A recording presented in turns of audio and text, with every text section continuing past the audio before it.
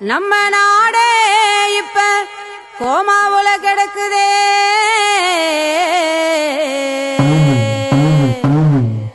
உரிமைய கேட்டாக்கா உள்ள தூக்கி வைக்கிறானே, கருத்துரிமை பேசினாக்கா பாவி கழுத்த வந்து நெரிக்கிறானே. காஷ்மீர் ரோசாவும் இப்ப கண்ணீரை வடிக்குதே, மணிப்பூரும் தீப்பிடிச்சு ஐயோ பத்திக்கிட்டு எரியுதே.